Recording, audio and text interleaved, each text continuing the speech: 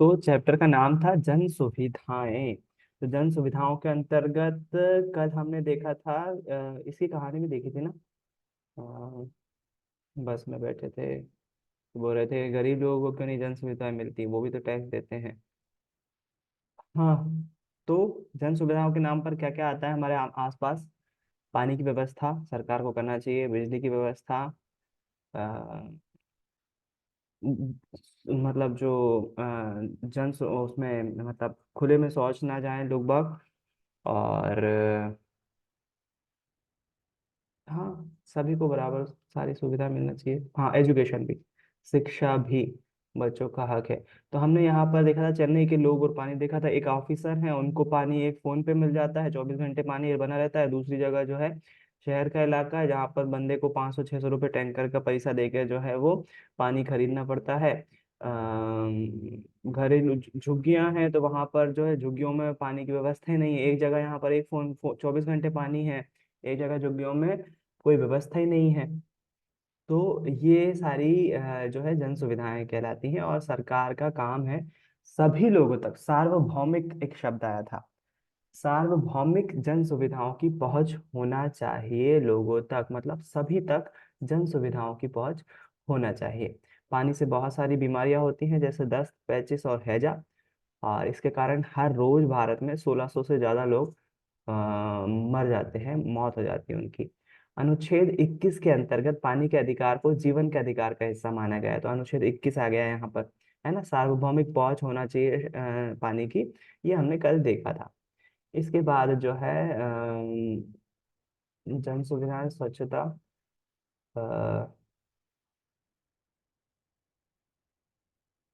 School भी उसी के अंतर्गत आएगा, बिजली भी उसी के अंतर्गत आएगी, है ना। सरकार की भूमिका, तो हाँ, सरकार क्या करती है, कंपनियां को कॉन्ट्रैक्ट दे देती है, जिसके कारण से चीजें महंगी हो जाती हैं, है ना। और आम पहुंच तक नहीं होती है। बच्चे को क्या कर रहे हैं, आप लोगों ने भी पिया होगा, आप लोगों ने इतने मुश्किल से नहीं पिया होगा, लेकिन ये पोलियो जैसी बीमारी के उन्मूलन के लिए, मतलब उससे बचाव के लिए सरकार पोलियो के ड्रॉप्स पिलवाती है। कितनी बुरी तरह से पिला रहे हैं उस बच्चे को। मम्मी ने पकड़ा हुआ है दोनों हाथ, और मुंह पकड़ा हुआ है, और लगी है दीदी देखो दवाई पिलाने में। पता नहीं, लेकिन इतनी बेकार तो नहीं, आप लोगों ने भी पी होगी, इतनी बेकार तो नहीं लगती जितना ये बच्चा ओवर ये कर रहा है। अच्छी लगती थी पोलियो की दवा तो। अभी भी टेस्ट आ जाता है कभी कभी। तो पोलियो एक बीमारी थी, पोलियो एक्चुअली में एक वायरस था। अभी भी है वैसे तो, लेकिन भारत में वो ना के बराबर हो गया अब पोलियो के, ये अभियान के कारण से खत्म हुआ है पोलियो। पोलियो वायरस में क्या होता था, बच्चा पैदा तो स्वस्थ होता था, लेकिन पोलियो वायरस की उपस्थिति के कारण से उसका कोई अंग, हाथ हो सकता है, पैर हो सकते हैं, हाथ हाथ पैर नॉर्मली यही होते थे, दोनों हाथों दोनों पैरों में से कोई एक वो हो सकता था। तो वो पूरी तरह से विकसित नहीं हो पाता था, है ना। जैसे मान लो दोनों हम अपने नॉर्मली अपने हाथ जो है दोनों बराबर होते हैं, है ना, दोनों बराबर तरीके से विकसित होते हैं जब हम छोटे से बड़े होते हैं। तो पोलियो वायरस अगर आ जाता था, तो पोलियो वायरस की वजह से एक हाथ जो है वो कम विकसित होता था और एक हाथ नॉर्मल विकसित होता था। तो उससे होता क्या था, एक हाथ छोटा हो जाएगा। सेम केस पैर के साथ भी हो सकता है, दोनों पैरों में से एक पैर जो है वो कम विकसित हो, तो क्या होगा, एक पैर बड़ा हो जाएगा, नॉर्मल साइज का रहेगा, और एक पैर छोटा रह जाएगा। उस कारण से बंदा जो है अपंग हो जाता था, हाथ से या पैर से अपंग हो जाता था। यही पोलियो वायरस था, है ना। अब भारत में पोलियो की ये जो टीका बना, मतलब जब बच्चा जन्म लेता है ना तो भी पोलियो का टीका लगता है इंजेक्शन के माध्यम से, और बड़े बच्चों को दवाई पिलाई जाती है। तो दवाई का अपन ने, भारत सरकार ने मिशन चलाकर पोलियो भारत में जड़ से खत्म कर दिया है। अब पोलियो नहीं है ना। भारत को पोलियो फ्री घोषित कर दिया गया है कि अब इक्का दुक्का केस आते हैं, वो भी रेयर है ना। तो ये भी जन सुविधाओं के अंतर्गत आएगा, टीका लगाना, दवाई पिलाना सरकार का काम है। अभी बच्चों में देखा, आपने खुद नहीं देखा, स्कूल में टीम आई हुई थी, उसने देखा कि बच्चों की खून की कमी तो नहीं हो रही बच्चों में। बाकायदा जांच करी, उन्होंने बताया कि किन बच्चों को खून की कमी है, उनको टेबलेट दी। वही चीज बहुत जरूरी है, खून की कमी दूर होना बहुत ज्यादा जरूरी है बच्चों में। बच्चे हेल्दी रहेंगे तो बहुत अच्छे से पढ़ाई करेंगे, अच्छे से पढ़ाई करेंगे तो देश के अच्छे नागरिक बनेंगे, देश आगे बढ़ेगा, है ना। और आप अगर खून की कमी रहेगी आपकी बॉडी में, तो आप बच्चे एक्टिव कम रहेंगे, याद बहुत कम होगा, ज्यादा बीमार रहेंगे, स्कूल नहीं आ पाएंगे। तो खून की कमी नहीं होना चाहिए, है ना। अस्पताल भी काय में आते हैं, जन सुविधा में ही आते हैं।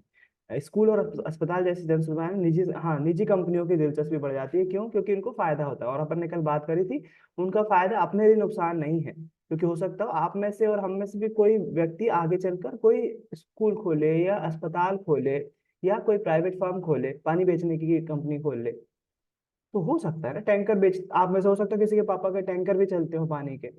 तो ऐसा हो सकता है, तो उसमें कोई बुराई नहीं है अगर निजी कंपनियों के पास ये जाता है तो। लेकिन निजी कंपनियों की चीजें महंगी हो जाती है, सरकारी जो चीज रहती है वो सस्ती रहती है, जिससे आम लोगों की पहुंच वहां तक पहुंच पाती है। कोई झुग्गी झोपड़ी या गरीब रहने वाला व्यक्ति जो है, पानी की बोतल लेके डेली नहीं पी सकता वो, उसके पास इतना पैसा नहीं है, उसको सरकार के द्वारा जो पानी आ रहा है उसी पर ही डिपेंड होना पड़ेगा, है ना। कोई भी झुग्गी झोपड़ी क्या, नॉर्मल मिडिल क्लास में मैं भी, अगर मैं सोचूं कि मैं डेली पानी की बोतलों से पानी पीऊं, पॉसिबल नहीं है, मेरी आधी सैलरी उस पर खत्म हो जाएगी। तो मुझे भी कहीं ना कहीं बोरवेल के पानी पर या सरकार के जो स्वच्छ पानी आता है सरकार के द्वारा, उस पर डिपेंड रहना पड़ेगा, क्योंकि वो सस्ता रहता है। तो यहाँ पर सरकार के बारे में बात करी, सरकार के पास पैसा कहाँ से आता है। और अपन ने कुमार और अम्मू की बात भी सुन ली थी, कि कैसे जो है अम्मू, कुमार और अम्मू की बात भी सुन ली थी। अब ये हस्बैंड वाइफ हैं या बेटा माँ बेटे हैं, इसमें जिक्र नहीं आया है। तो अपन को उससे कुछ लेना देना भी नहीं, अपन को कहानी से लेना देना है। कि उन्होंने बताया था कि भाई झुग्गी झोपड़ियों में भी कहाँ उनको वो भी टैक्स तो देते ही हैं, तो उनको भी सुविधाएं तो मिलनी चाहिए। इस ग्राफ में हमने देखा था कि हमारी जो केंद्र सरकार है, मतलब जो देश की सरकार है, वो पैसा कहाँ कहाँ खर्च करती है। तो सबसे ज्यादा तो राज्यों को अपना हिस्सा देती है वो, क्योंकि केंद्र की सरकार ने पैसा तो इकट्ठा कर लिया, टैक्स ले लिया, लेकिन उस पर राज्यों का भी हक है। तो राज्यों को देती है 24%। इसमें पैसा लिखा है 1 रुपए को बांटा हुआ है, तो आप प्रतिशत भी बोल सकते हो इसको। इन्होंने 1 रुपए के इसमें लिखा है 24 पैसे, 18 पैसे, 10 पैसे, 9 पैसे, 9 पैसे, 9 पैसे, 8 पैसे, 8 पैसे, 5 पैसे, है ना। आप इसको 100% में भी बांट सकते हो। 24% जो है वो राज्यों को चला जाता है, 18% ब्याज जो हमने लोन लिया है काम करवाने के लिए उस पे चला। जैसे अभी मैंने बताया था, जापान में बुलेट ट्रेन बन रही, सॉरी, जापान की कंपनी भारत में बुलेट ट्रेन बना रही है। तो बुलेट ट्रेन बनाने के लिए बहुत कम से कम 4 लाख करोड़ रुपए चाहिए। 4 लाख करोड़ बहुत ज्यादा होता है। तो वो अपने इंडिया में तो इतना होगा नहीं, तो अपन ने जापान से ही लोन लिया हुआ है। तो लोन लेंगे तो ब्याज भी चुकाना पड़ेगा। तो ब्याज के लिए भी जाता है, योजनाओं के लिए जाता है, ये सारी कल अपन ने बात करी थी, रक्षा पे, आर्थिक सहायता पे।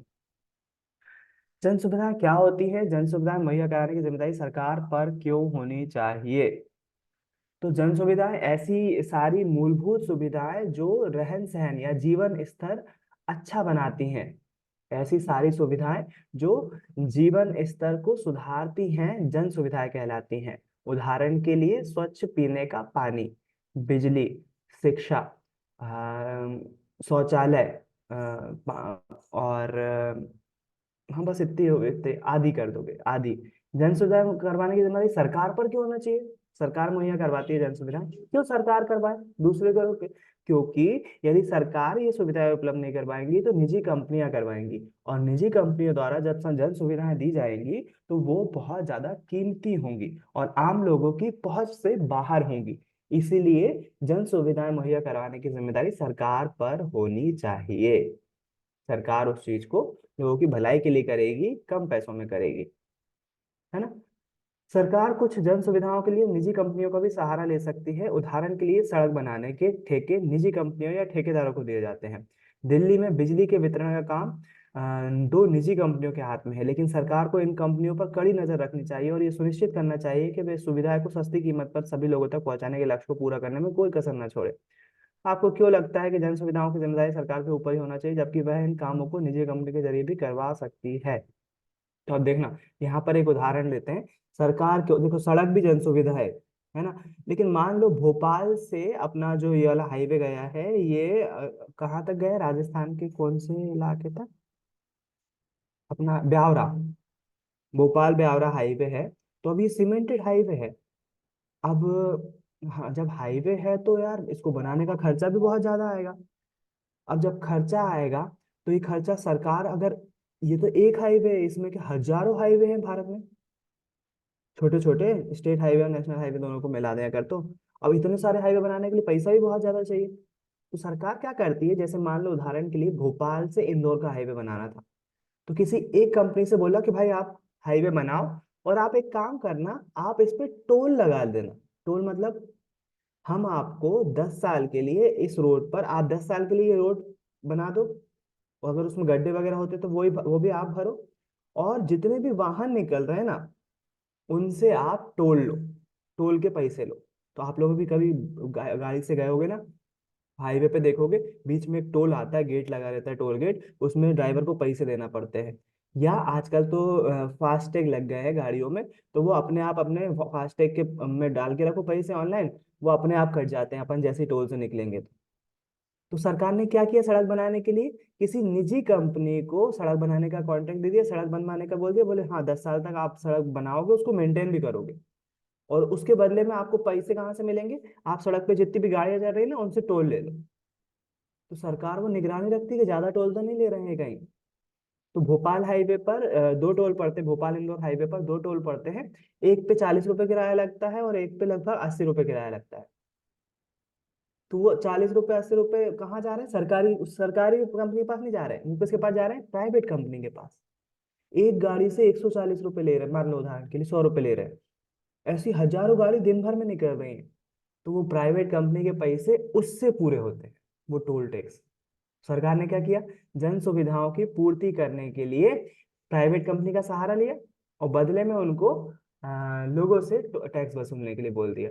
तो प्राइवेट कंपनी को भी फायदा, क्योंकि 10 साल तक हजारों गाड़ी, एक दिन में हजारों गाड़ी जा रही है, तो कितना ब्याज सहित तो उनकी राशि पूरी परिपूर्ण हो जाती है, पूरी भर जाती है ना। इससे अच्छा, अब अगर ये टोल ज्यादा वसूलेंगे तो सरकार का काम है कि वो ध्यान रखें कि ये कंपनियां लोगों से ज्यादा पैसे ना वसूले। अगर करेंगे तो टेंडर रद्द कर दिया जाएगा, ऐसा भी होता है ना। तो सरकार इस तरह से प्राइवेट कंपनियों का इस्तेमाल करके कई बार जन सुविधाएं लोगों को उपलब्ध करवाती है। अब बोल रहे हैं इसमें फर्क क्या रहेगा, नीचे देखो, अपने घर के पानी के बिल को देखें और पता लगाएं कि हाँ, अपने आपके इलाके में नगर पालिका जल की न्यूनतम कीमत क्या है। अगर आप ज्यादा पानी का इस्तेमाल करते हैं तो क्या उसकी दर भी बढ़ जाती है, पानी के ज्यादा इस्तेमाल पर बड़ी दर वसूल करने के लिए सरकार का उद्देश्य क्या है। किसी वेतनभोगी कर्मचारी, व्यवसाय, फैक्ट्री चलाने वाले व्यक्ति और दुकानदार से बात करके पता लगाएं कि लोग किस किस तरह के कर सरकार को चुकाते हैं। अपने नतीजों को कक्षा में शिक्षक को दिखाएं और चर्चा करें। तो ये तो भाई प्रोजेक्ट काम है, आपको पता करना है कि कौन कितना टैक्स देता है। तो अपने यहाँ बहुत कम लोग दिखेंगे आपको जो टैक्स दे रहे होंगे, या फिर दे भी रहे होंगे तो उनको पता नहीं होगा। जैसे अभी आपको जीएसटी के ऊपर मैंने बताया, प्रोजेक्ट बनाने को बोला मैथ में, कि आपको उससे पता लगे कि हम भाई एक चिप्स पे भी सरकार को टैक्स दे रहे हैं, हम बिस्किट का पैकेट खरीद रहे हैं तो उस पे भी पैसे दे रहे हैं कुछ ना कुछ, 4% 5% का, जो 5% का वो है। आटा खरीद रहे हैं तो उस पे भी टैक्स दे रहे हैं। तो आटा तो अपन दुकानदार से खरीदते हैं। अच्छा एक और बात, दुकानदार टैक्स दे, अपन तो दे रहे हैं, मान लो देखो, मान लो उदाहरण के लिए अपन ने बिस्किट खरीदे, तो अपन ने 5 रुपए के खरीदे तो उसमें टैक्स इंक्लूड है, तो अपन ने 4 रुपए का, मान लो उदाहरण के लिए 4 रुपए का था, 1 रुपए टैक्स था उस पे। तो क्या दुकानदार उसको टैक्स दे रहा है जिससे उसने माल खरीदा है, या सरकार को टैक्स दे रहा है। तो पता चलेगा कि नहीं, ऐसा नहीं हो रहा है, कई जगहों पर दुकानदार द्वारा टैक्स नहीं दिया जा रहा है। तो सरकार क्या करती है, दुकानदारों से टैक्स ना लेकर जो मैन्युफैक्चरर रहता है ना, जो बनाता है बिस्किट, डायरेक्ट उसी से टैक्स वसूल लेती है। एक बार टैक्स ले लिया, खत्म काम। जिसने बनाया वो तो उसको तो पता है ना इतने पैकेट बिके, तो इसके हिसाब से टैक्स दे दो आप। तो सरकार टैक्स वसूल लेती है बाहर। हाँ चलो, ये मेट्रो, मेट्रो, अरे वाह दिल्ली की मेट्रो, बस में देखो कैसे भीड़ है। वाकई में दिल्ली में मुंबई में, अभी मुंबई गया था, मुंबई में भी वहां पर, मुंबई में, दिल्ली में ये मेट्रो शुरू की गई है। बहुत शानदार सिस्टम है, ऐसा लगता है जैसे भारत में है ही नहीं है। हर 2-2 मिनट में गाड़ियां चलती हैं, अलग अलग लाइन बनी हुई है, आपको यहाँ जाना है तो इस लाइन, ये देखो रेड लाइन दिख रही है ना, जो रेड या ऑरेंज लाइन, इसी में की मैजेंडा लाइन है, ग्रीन लाइन है, ब्लू लाइन है। तो आप देख लो मैप पे कौन सी लाइन पे कौन सा स्टेशन पड़ता है, बस उस स्टेशन का टिकट खरीद लो, जितनी मेट्रो चेंज करना चेंज करके आप वहां तक पहुंच सकते हो। वो एक ही टिकट वैलिड होगा वहां तक पहुंचाने के लिए। तो मेट्रो, हर जैसे अपन लिफ्ट में बैठते हैं ना, तो लिफ्ट एक एक फ्लोर से दूसरे फ्लोर पर जाती है, मेट्रो भी वैसे ही है, बस लिफ्ट जैसे ही है, बस ये सीधी चल रही है।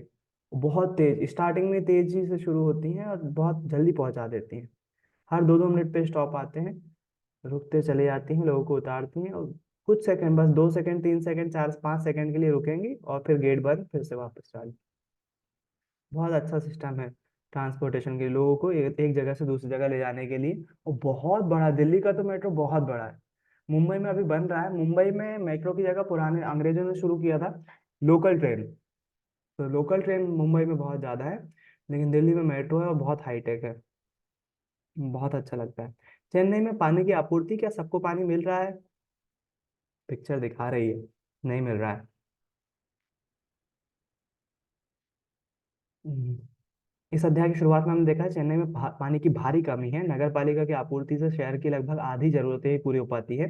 कुछ इलाकों में नियमित रूप से पानी आता है, कुछ इलाकों में बहुत कम पानी आता है। जहाँ पानी का भंडारण किया गया है उसके आसपास के इलाकों में ज्यादा पानी आता है, जबकि दूर की बस्तियों में पानी कम मिलता है। जलापूर्ति तो चेन्नई में परेशानी है बहुत। पानी की उपलब्धता के अलावा कुछ लोग सुरक्षित पेयजल तक पहुंच है, यह इस पर निर्भर करता है कि कोई व्यक्ति कितना खर्च कर सकता है। देखो, पानी तो मिल रहा है, हम सबको मिल रहा है, लेकिन वो पानी शुद्ध है कि नहीं, पीने लायक है कि नहीं। तो कई लोग उसके लिए फिल्टर लगा लेते हैं, जो कैपेबल होते हैं, वो शुद्ध पानी पीने के लिए फिल्टर लगा लेते हैं, लेकिन कुछ लोग नहीं लगा पाते। तो इस तरह संपन्न तबके के पास ही ज्यादा विकल्प होते हैं, वे बोतल बंद पानी और जल शोधक उपकरण, जो फिल्टर बोलते हैं ना, उपकरणों के सहारे साफ पानी का इंतजाम कर सकते हैं। इस मद में खर्च कर सकने के कारण उन्हें साफ पानी मिल जाता है, परंतु गरीब इस सुविधा से वंचित रह जाते हैं। लिहाजा ऐसा लगता है कि जिन लोगों के पास पैसा है उन्हीं के पास पानी का अधिकार है। यह स्थिति पर्याप्त और स्वच्छ पेयजल उपलब्ध कराने के लक्ष्य से बहुत दूर है।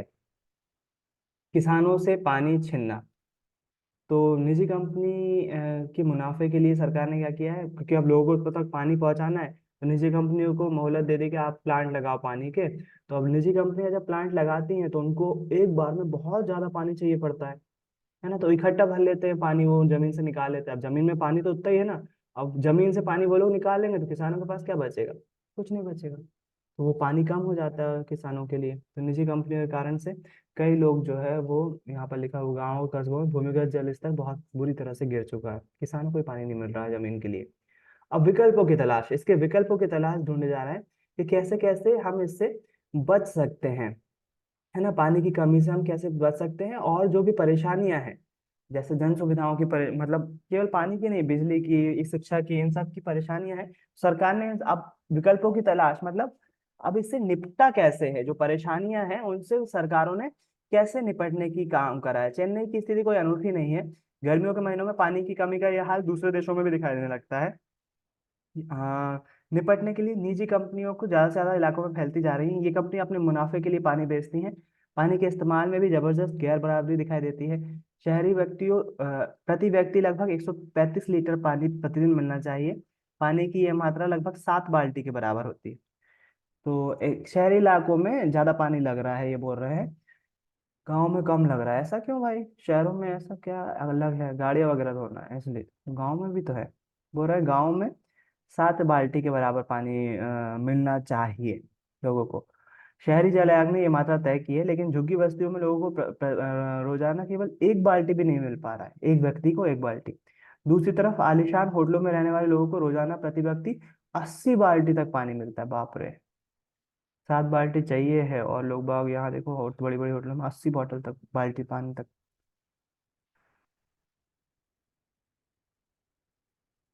नगर पालिका के जरिए, नगर पालिका वही होती है जो अपनी पार्षद वगैरह होते हैं ना शहरों में, अगर अपनी ग्रामों में ग्राम पंचायत होती है, नगरों में नगर पालिका, नगर पालिकाएं या फिर नगर निगम होते हैं। सरकार के हिसाब से पानी मुहैया नहीं करवा, जाने दो इसको। यहाँ पर देखो, इस दलील की रोशनी में निम्नलिखित तथ्यों पर विचार कीजिए। अच्छा, ये बोल रहे हैं कि चूंकि सरकार जरूरत के हिसाब से पानी मुहैया नहीं करवा रही पा रही है और बहुत से सारे सरकारी जल विभाग घाटे में चल रहे हैं, इसलिए निजी कंपनियों को सौंप देना चाहिए काम। निजी कंपनियां आसानी से हमको पानी उपलब्ध करवाएंगी। तो इसके लिए यहाँ पर देखो कुछ तथ्य दिए हुए हैं। दुनिया भर में जलापूर्ति की जिम्मेदारी सरकार पर ही रही है। निजी जलापूर्ति व्यवस्था के उदाहरण बहुत कम है। दुनिया भर में सरकार ही प्रोवाइड करती है, निजी कंपनियां नहीं। क्यों नहीं करती, अभी पता चलेगा। दुनिया में कई ऐसे क्षेत्र हैं जहां सार्वभौमिक जलापूर्ति सब लोगों तक पहुंच चुकी है। नीचे बॉक्स को देखिए। पोर्टो एलेग्रे ब्राजील का एक शहर है। ब्राजील, गाने में तो सुना ही होगा नाम, ब्राजील है ना, एक देश है। कहाँ पर है ये है? अपने ब्राजील, गलत तो नहीं बोलूंगा मैं, जहां तक मुझे मालूम है ये दक्षिण अमेरिका में स्थित है, ब्राजील। दक्षिण अमेरिका दो है ना, उत्तर अमेरिका और दक्षिण अमेरिका में। इस शहर में बहुत सारे लोग गरीब हैं, लेकिन गौर करने वाली बात यह है कि दुनिया के दूसरे ज्यादातर शहरों के मुकाबले यहाँ शिशु मृत्यु दर कम है।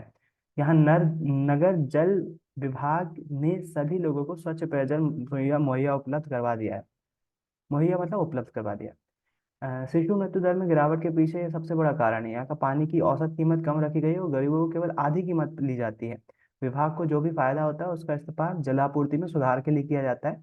मतलब यहाँ सरकारी कंपनी काम कर रही है और गरीब लोगों को आधी कीमत पर जलापूर्ति कर रहे हैं, जिससे उनको जो है स्वच्छ पानी मिल सके। उसके कारण से क्या हुआ, शिशु मृत्यु दर कम हो गई है। गंदे पानी से सबसे ज्यादा बच्चों को परेशानी होती है, छोटे बच्चे सहन नहीं कर पाते और उनकी मृत्यु हो जाती है।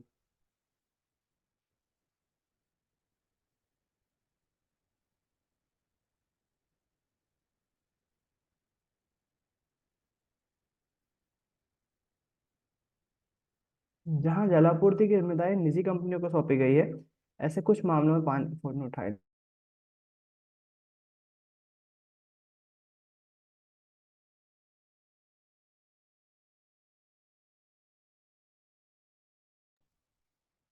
फोन उठाओ तो नेट बंद हो जाता है। यहाँ पर देखो, एक बोलीविया का जिक्र आता है। बोलीविया में क्या हुआ, एक देश का नाम है, कंट्री का नाम है। वहां पर सरकार ने पानी बेचने के जिम्मेदारी निजी कंपनियों को सौंप दी, प्राइवेट कंपनियों को। तो उससे हुआ क्या, उससे हुआ ये कि पानी की कीमतें बहुत ज्यादा बढ़ गई। वहां पर दंगे फसाद होने लगे थे। इसीलिए सरकार को वापस निजी हाथों से छीनकर पूरी व्यवस्था फिर से किसके पास चली गई, सरकार के पास लेना पड़ी। इसलिए सरकार जो है प्राइवेट कंपनियों को नहीं देती है पानी की आपूर्ति, है ना। क्यों? क्योंकि बोलीविया का उदाहरण है अपने पास। बोलीविया में क्या होता हुआ था, दंगे फैल गए थे पानी की कीमतें बढ़ने बढ़ने के कारण से, है ना। इसलिए प्राइवेट कंपनियों को नहीं देते हैं पानी की। भारत में सरकारी जल विभाग की सफलता के कई उदाहरण रहे हैं, लेकिन ये उदाहरण कम है। उनकी सफलता कुछ क्षेत्रों में सीमित दिखाई देती है। जैसे मुंबई का जलापूर्ति विभाग अपने खर्चों को पूरा करने के लिए जल शुल्क के जरिए पर्याप्त पैसा जुटा लेता है। हाल ही में एक रिपोर्ट में पता चला है कि हैदराबाद में जल विभाग के दायरे में इजाफा हुआ है और उसकी आमदनी बढ़ी है। चेन्नई में जल विभाग ने वर्षा जल संचय के लिए कई योजनाएं शुरू की हैं ताकि भूमिगत जल स्तर में सुधार किया जा सके। तो ये सारे काम किए गए हैं जो सरकारी लोगों ने किए, सरकारी कंपनियों ने किए हैं, है ना। मुंबई में पानी का दुरुपयोग करने पर अभी क्या हुआ था, विराट कोहली के घर पे उसकी बहुत महंगी महंगी कार है, उसके नौकर का एक वीडियो वायरल हो गया था, वो पीने के पानी से गाड़ी धो रहा था, तो बकायदा नली लगा के। तो मुंबई नगर पालिका ने उसको 2-3 करोड़ रुपए की पेनल्टी लगा दी थी। मुंबई नगर पालिका बहुत खतरनाक है इस मामले में, है ना। तो वो इस तरह से उन्होंने पानी पर रोक लगाई। मुंबई का उदाहरण लिया हुआ है इन्होंने, और हैदराबाद का उदाहरण लिया हुआ है, चेन्नई का भी उदाहरण लिया हुआ है। उन्होंने भूमिगत जल में सुधार ला सके तो वो उन्होंने वाटर हार्वेस्टिंग वगैरह के लिए जो है वो सुविधाएं, मतलब योजनाएं शुरू करी हैं। अब यहाँ रेलवे स्टेशन, ये यही लोकल ट्रेन है मुंबई की, ऐसे खड़े होके जाते हैं, बस जैसी सीटें होती हैं। मुंबई की उपनगरीय रेलवे एक अच्छी सार्वजनिक परिवहन प्रणाली है। यह दुनिया का सबसे घना यातायात मार्ग है। कुछ समझ में नहीं आता कौन को कहाँ जाना है, कब जाना है, कौन सी टिकट लेना है, बाप रे। यह रेलवे हर रोज 65 लाख यात्रियों को एक जगह से दूसरी जगह ले जाती है। कई देशों की आबादी नहीं होगी इतनी 65 लाख, जितना एक मुंबई की ट्रेनें एक दिन में ले जाती हैं। 300 किलोमीटर से भी ज्यादा लंबे नेटवर्क पर चलने वाली इन स्थानीय ट्रेनों के जरिए दूर दूर रहने वाले लोग भी शहर में काम ढूंढने आते हैं। इस बात पर गौर करें कि शहरों में रहन सहन की भारी लागत के कारण साधारण मेहनत कश लोग शहर में नहीं रह सकते। तो शहर जो मेन इलाका होता है वहाँ कीमतें महंगी होती है, घर महंगे होते हैं, किराया महंगा होता है, सब खर्चे महंगे होते हैं। तो लोग बाग दूर रहते हैं और जॉब करते हैं शहर में। तो ये ट्रेनें उनको फायदा कर देती हैं, बहुत जल्दी पहुंचा देती हैं, सस्ते में पहुंचा देती, है ना। स्वच्छता संबंधी सुविधाओं का विस्तार, ये क्या करती है, इन्होंने टॉयलेट बना दिया है हमारे लिए, पखाने शौचालय, उन्होंने हैरानी से कहा। पखाने भी टॉयलेट को ही बोलते हैं, पाखाने, शौचालय। हम तो बाहर खुले में जाकर अपना काम निपटा लेते हैं, लेटरिन तो तुम्हारे जैसे बड़े लोगों के लिए होती है। अछूतों की शिकायत को याद करते हुए महात्मा गांधी का वक्तव्य स्वच्छ राजकोट स्वच्छता समिति 1896 में, तो ये गांधी जी का वक्तव्य दिया हुआ है, मतलब ये उनके वक्तव्य से लिया गया है। ये वाली बातें जो डबल कोट इन्वर्टेड कॉमा में है। पीने के साफ पानी के अलावा भी यह भी जरूरी है कि पानी से फैलने वाली बीमारी को रोकने के लिए स्वच्छता पर ध्यान रखा जाए। लेकिन भारत में स्वच्छता सुविधाओं का दायरा तो जलापूर्ति से भी छोटा है। 2011 के सरकारी आंकड़ों से पता चलता है कि भारत के 87% परिवार के पास पेयजल की सुविधा उपलब्ध है, जबकि स्वच्छता सुविधाएं केवल 53% परिवारों में ही उपलब्ध है। यहाँ भी ग्रामीण और शहरी इलाकों में गरीबी की स्थिति ज्यादा कमजोर दिखाई देती है। मतलब जो ग्रामीण इलाके में है वहां पर अभी भी लोग खुले में शौच कर रहे हैं। तो यहाँ बता रहे हैं गैर सरकारी संगठन, एनजीओ बोलते हैं इसको, नॉन गवर्नमेंट ऑर्गेनाइजेशन, सुलभ इंटरनेशनल ने पिछले लगभग 5 दशक से निम्न जातीय निम्न आय वर्ग के लोगों के सामने मौजूद स्वच्छता के अभाव की समस्या से निपटने के लिए कोशिश कर रहा है। इस संगठन ने 8,500 से ज्यादा सामुदायिक शौचालय, सुलभ शौचालय इसीलिए बोलते हैं क्योंकि ये इंटरनेशनल एनजीओ है जिसने जो है 8,500 से भी ज्यादा सामुदायिक शौचालय बना चुका है, और 15 लाख से भी ज्यादा घरेलू शौचालय बनाए हैं, जिसमें 2 करोड़ लोग इन सुविधाओं का लाभ उठा रहे हैं। अच्छा यार, सुलभ, इसलिए सुलभ, अच्छा इसलिए बोलते थे सुलभ शौचालय, सुलभ शौचालय शहरों में बहुत फेमस है। बहुत सारे, लगभग हर शहर में दिख जाएगा कोई ना कोई। थोड़े बहुत पैसे लेते हैं ये, और बस्तियों में बना देते ताकि लोग बाग सुविधा पूर्वक मतलब उससे जा सकें, गंदगी ना फैले, स्वच्छता रखें। उसके बाद आ जाता है निष्कर्ष। तो यहाँ पर क्वेश्चन अच्छा था यार, ये वाला क्वेश्चन चैप्टर। क्वेश्चन भी इतने टफ नहीं आएंगे आज इसमें, स्कूल में कर लेंगे इसके क्वेश्चंस। मुझे नहीं लगता कि कोई ज्यादा कठिन क्वेश्चन आएंगे इसमें। क्वेश्चन देखें अपन। स्वच्छता, कंपनी, सार्वभौमिक पहुंच और मूलभूत सुविधाएं, भोजन, पानी, आवास, साफ सफाई, स्वास्थ्य, शिक्षा जैसी बुनियादी जरूरतें जो कि जिंदा रहने के लिए जरूरी है। सही है। क्वेश्चन देखो, आपको ऐसा क्यों लगता है कि दुनिया में निजी जलापूर्ति के उदाहरण कम है? कम है। आप इसमें बोलीविया का उदाहरण लिख सकते हो कि भाई बोलीविया में सरकार ने निजी कंपनी को पानी की सप्लाई सौंप दी। वहां पर कीमतें ज्यादा बढ़ जाने के कारण से दंगे हो गए थे, है ना। इसलिए जो है निजी जलापूर्ति लोग बाग कम प्रेफर करते हैं दुनिया भर में। पीछे वाले को हटाना पड़ेगा। आपको क्या लगता है कि चेन्नई में सबको पानी की सुविधा उपलब्ध है और वे पानी का खर्च उठा सकते हैं? चर्चा कीजिए। क्या आपको लगता है कि चेन्नई में सबको पानी की सुविधा? नहीं, सबको नहीं है। कुछ इलाकों में अगर 24 घंटे पानी मिल रहा है, अक्सर इलाका है, तो कुछ घंटों में कुछ कुछ को तो मिल रहा है पूरे 24 घंटे। कुछ जगह पानी की बहुत ज्यादा किल्लतें हैं, वहाँ लोगों को टैंकरों से पानी खरीदना पड़ रहा है। किसानों द्वारा चेन्नई के जल व्यापारियों को पानी बेचने से स्थानीय लोगों पर क्या असर पड़ा? क्या आपको लगता है कि स्थानीय लोग भूमिगत पानी के इस दोहन का विरोध कर सकते हैं? क्या सरकार के बारे में कुछ, इसके बारे में कुछ कर सकती है?